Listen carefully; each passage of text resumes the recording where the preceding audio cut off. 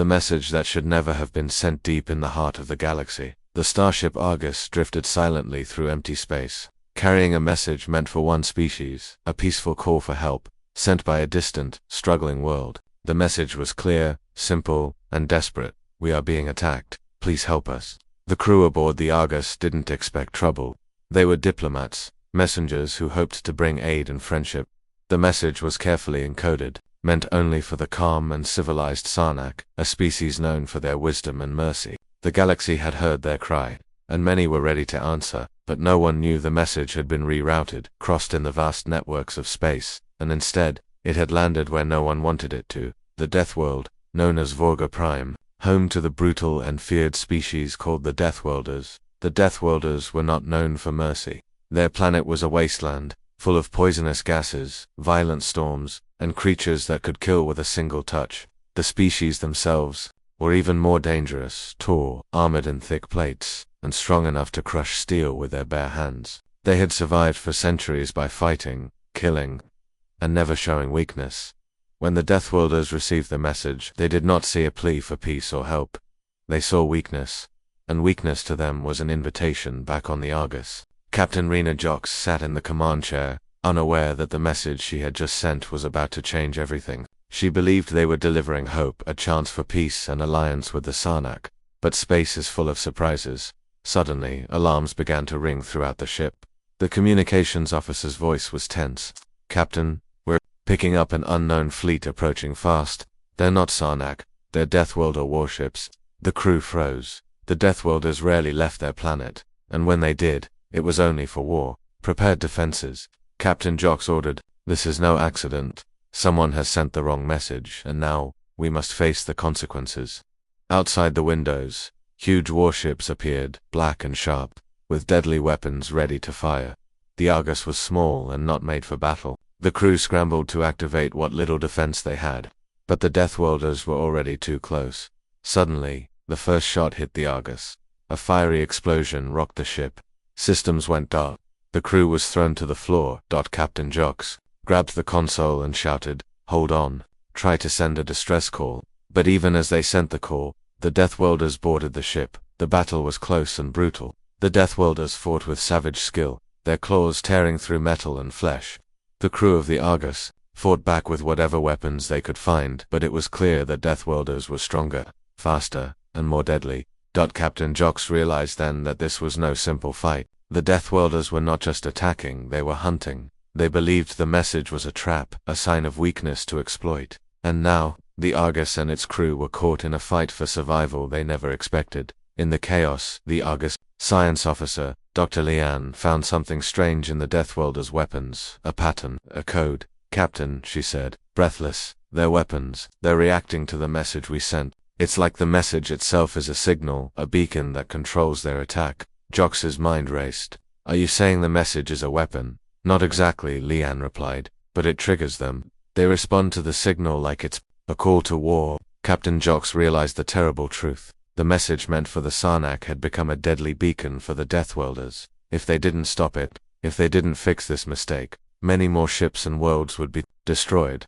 The Argus's crew fought back hard, trying to hold their ground, but the damage was severe. The ship was falling apart. The Deathworlders moved like shadows, relentless and merciless. Suddenly, the Argus's communications officer shouted, "Captain, incoming message. It's from Earth Command. They know about the wrong message. They're sending reinforcements." Hope flickered in Captain Jox's eyes, but the Deathworlders were already boarding the ship's control room. The fight for the Argus's survival had just begun, and somewhere, deep in the darkness of space, the Deathworlders prepared to answer the galaxy's call with fire, blood, and a deadly hunger for war. The Argus was breaking apart, its walls burning, its halls full of smoke and screams. And yet Captain Rena Jox did not move from the command chair because she knew that 1 second of weakness could mean the death of everyone still alive on the ship. The Deathworlders were no longer just boarding the Argus, they were taking control of it, one deck at a time, and nothing seemed to stop them because their armor was thick.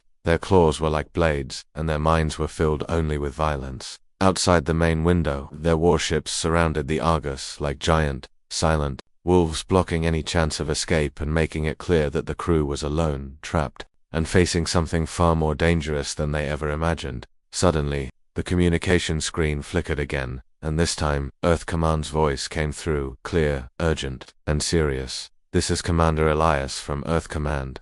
Argus, we have received your emergency call. Stand by. 2 heavy war frigates and a rescue team are en route. Estimated time, 10 minutes. Do not engage the enemy." Captain Jox clenched her jaw. 10 minutes, she whispered. "But we don't even have 5. The ship shook violently. Again, a second explosion rocked the rear engine, sending fire through the lower decks. "We need to slow them down," she said. "If we hold them off for 10 minutes, we might survive." Her crew, bloodied and tired, nodded. And so, the Argus prepared for one last stand. They sealed doors with metal plating, rerouted emergency power to internal defenses, and even armed the engineers and scientists with rifles and sharp tools, because, in that moment, everyone aboard was a soldier. Meanwhile, down in the engineering section, Dr. Leon was still studying the strange signal embedded in the message, the one that had triggered the Deathworlders' attack, and she made a shocking discovery. "Captain," she called through the comms. "The signal we sent was harmless to the Sarnak, but to the Deathworlders it mimicked the ancient war code from their planet. It's like we shouted an ancient battle cry at their face, and now they're answering it." Captain Jox stared at the screen. "So we didn't call for help. We declared war." "Yes," Dr. Leon said, "and they believe we're the enemy." It was then that one of the Deathworlders smashed through the final security door. The crew fired. Sparks flew. The beast roared. And in that moment, something strange happened. The Deathworlder stopped mid-dash attack. It looked around, confused, as if it recognized something. Then it looked directly at Captain Jox and said in a deep growling voice, "You are not the enemy." Everyone froze. This was the first time a Deathworlder had spoken. "You called the old code," it said again. "Only warriors speak the ancient signal." Captain Jox slowly stepped forward. "We didn't mean to call you," she said. "The message was a mistake. It wasn't meant for your kind." The Deathworlder tilted its head. "Mistakes are weakness. Weakness brings death." Jox didn't flinch. "Or understanding," the beast growled. "Understanding comes after battle." Suddenly the screen lit up. Earth Command's war frigates had arrived. 2 massive ships, black with glowing red engines, dropped out of hyperspace and began firing warning shots at the Deathworlder fleet. "You are ordered to stand down," a voice boomed across all frequencies. The Deathworlders did not respond. Instead, their ships turned not to flee, but to face Earth's warships in full battle formation. The leader of the Deathworlders raised its arm and shouted something, in its native tongue, a guttural roar that echoed through the halls of the Argus. Then it looked once more at Captain Jox. "Now the real test begins." In seconds, space outside the Argus lit up with explosions as the first shots between Earth and the Deathworlders filled the stars with fire. Captain Jox knew they had made first contact with the wrong species, and now Earth would pay the price for one message sent to the wrong world. The blackness of space was suddenly torn apart by the roar of weapons fire as Earth's war frigates clashed with the Deathworlder fleet in a deadly dance of destruction.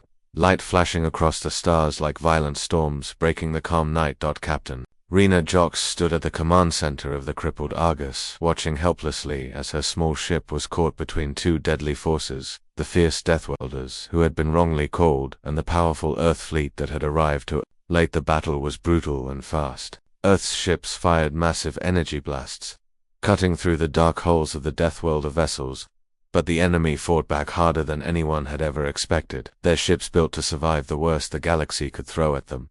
"Shields down to 30%, shouted the Argus's tactical officer as alarms rang, and the ship shook again.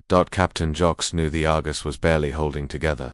Every crew member was pushing beyond their limits, trying to fix the damage, fight the boarding Deathworlders, and help the Earth fleet at the same time. Suddenly, the Deathworlders changed their tactic. Instead of attacking the Earth ships directly, they started to target the Argus, hoping to destroy the message carrier and cut off any hope of peace or warning. "Why do they hate us so much?"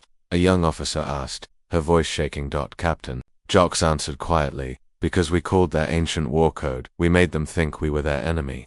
And now, they want to finish the fight." In the chaos, the Deathworlder who had spoken before appeared again in the Argus's command room. He looked at Captain Jox's eyes, glowing faintly in the dim light. "I am Varkan, leader of the Deathworlder warriors who answered your call.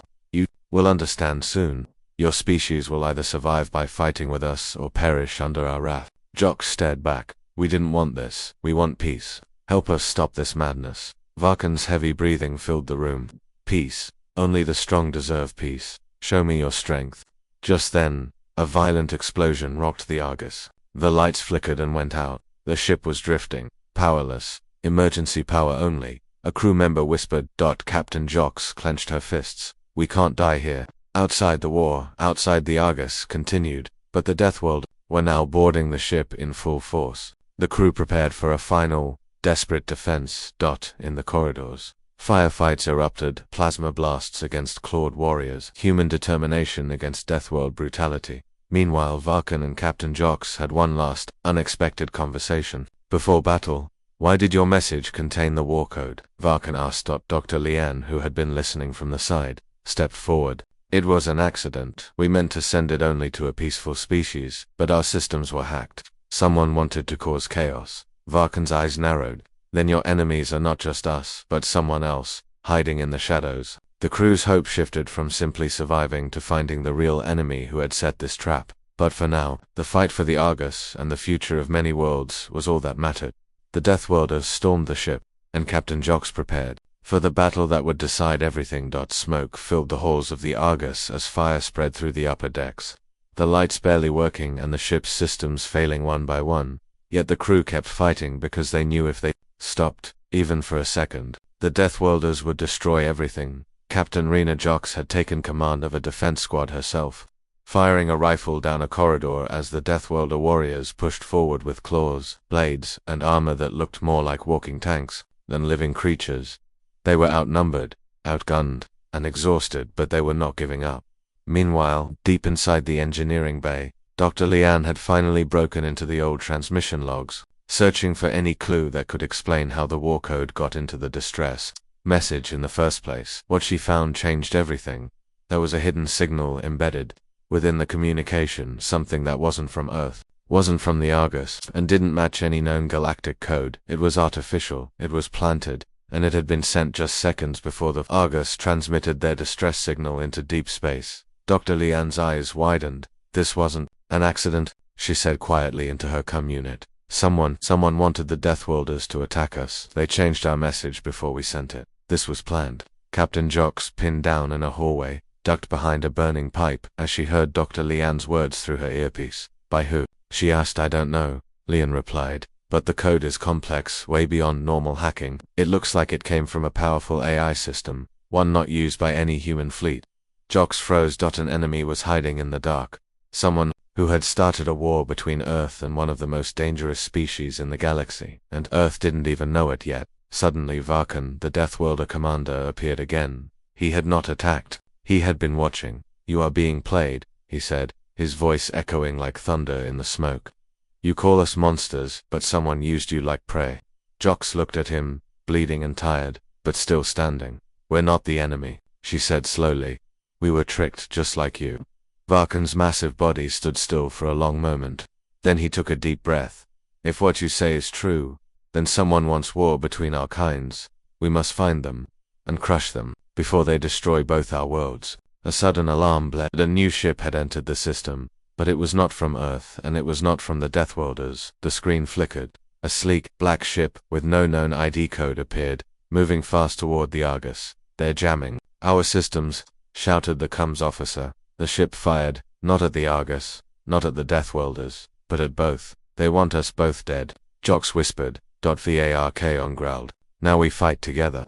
With that, the humans and Deathworlders, once enemies, turned their weapons toward a new, mysterious threat that had been hiding in the shadows all along. And as explosions lit the stars once more, Captain Jox realized something terrifying.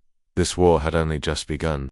The dark ship moved through space like a silent shadow, its surface smooth and without markings, almost as if it didn't want to exist. But every weapon it carried was powerful, deadly, and aimed at both the human and Deathworlder ships without hesitation or warning on board the Argus. Captain Rena Jox stood beside the Deathworlder commander Varkan as the screen showed the unknown ship slowly circling the battlefield, its weapons already fired, disabling both sides without choosing any clear target. This is not a pirate ship, Jox said quietly. This is something more, something built to hide. Varkan nodded, his sharp eyes locked onto the shape of the enemy ship. Yes, it does not fight for power. It fights to erase. It wants no witness to survive. Inside the damaged control room, Dr. Lian worked fast, her fingers flying across the cracked console as she tried to trace the signal of the ship, digging deep into the data left behind in the code that had changed their distress message. "What are you doing?" asked one of the officers beside her. "I think I've found part of the system that planted the war code," she replied, sweat on her forehead, "and if I'm right, it came from the same source as that ship." Her voice dropped as she added, "This enemy isn't just hiding in the shadows, it's been watching us for years." Everyone froze. The enemy had been in the communication systems. The enemy had been listening. And now, the enemy was cleaning up its mess by wiping out both the Deathworlders and humanity before either of them discovered the truth.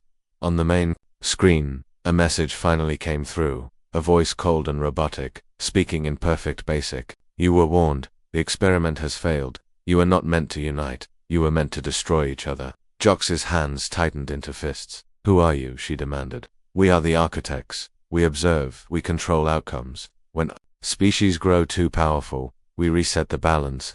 Varkan's claws dug into the floor. "You sent the war code. To start a war," he growled. "Correct. Chaos prevents alliances.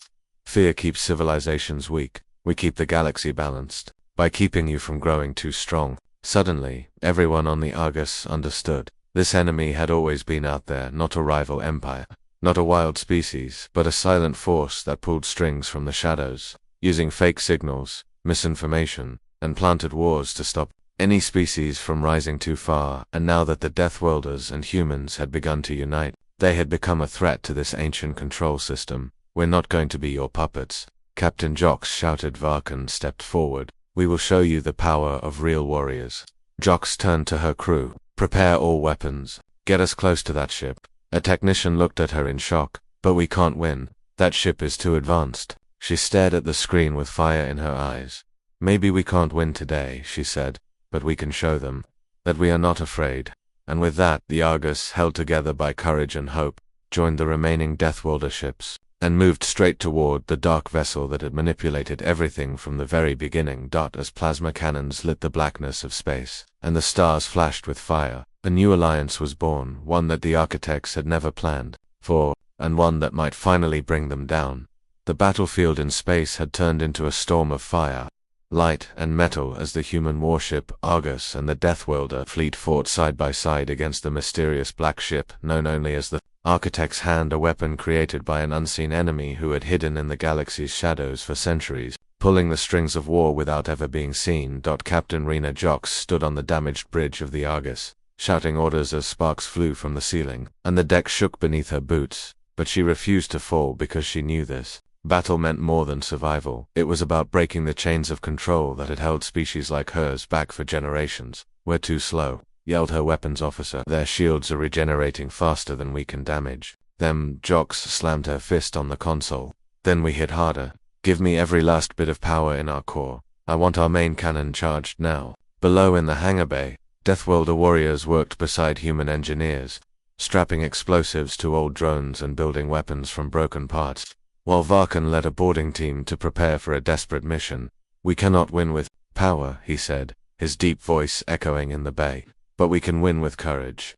Dr. Lian, still decoding data from the enemy's broadcast, finally shouted from the science bay, "Captain, I found something. Their control systems are linked through an exposed relay on the lower deck. If we can land a strike there, we can shut down their AI defense grid." Jox's eyes narrowed. "Then we make that our target." She turned to Varkan, who stood in armor, ready to board the enemy ship. "You'll never come back," she told him. Varkan smiled with his sharp teeth.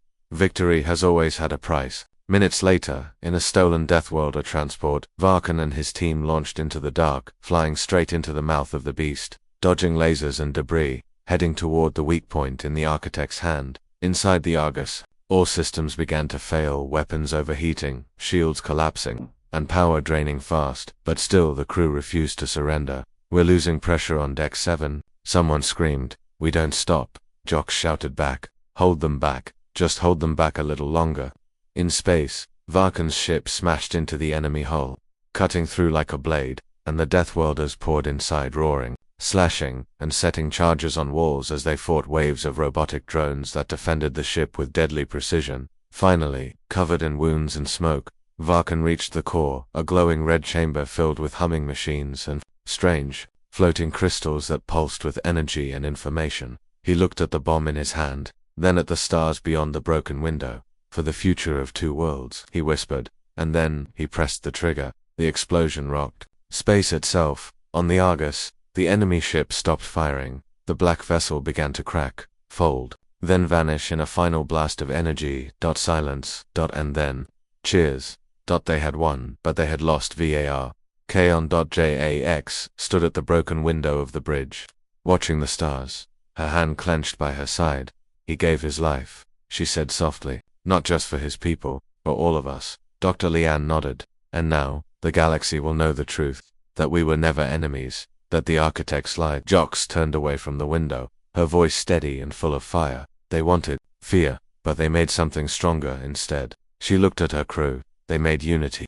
After the enemy ship was destroyed, silence returned to the battlefield, but it was not the same silence that had come before the war. No, this silence was filled with something different now, something heavy, something powerful. It was the silence of change. The Argus floated in space, damaged, burning in places, but still standing, while the Deathworlder ships, cracked and wounded, circled it slowly. No longer enemies, but brothers in battle who had lost much and gained something greater. Captain Rena Jox stood in the center of the command bridge, her face pale with exhaustion, her hands still shaking slightly from everything they had just survived.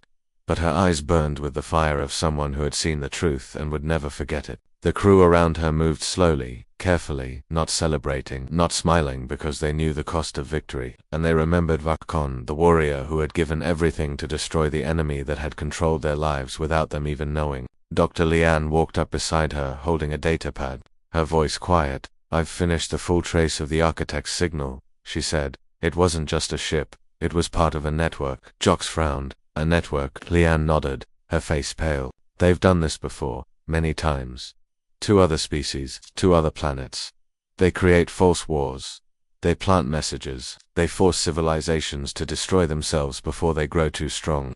Jox looked out the window again, her heart heavy with anger and sorrow. "And we were just their next experiment." Lian's hands tightened on the datapad. "But now they know something went wrong. They know we didn't destroy each other. We united. We resisted." Jox turned to her crew. "Then we have to send a message. Not just to Earth. Not just to the Deathworlders. To the entire galaxy." An officer looked confused. "What message?" "Captain," Jox's voice was steady as steel, "that we are awake now. That we will not fight each other anymore. That the architects are real. And that we are coming." They activated all long-range channels, including the emergency frequencies used by ancient space stations, forgotten colonies, and drifting ships that hadn't heard anything but static in years.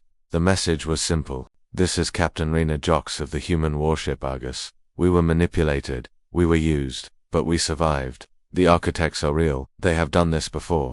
If you have felt wars that made no sense, if you have suffered from messages that led to death, know this.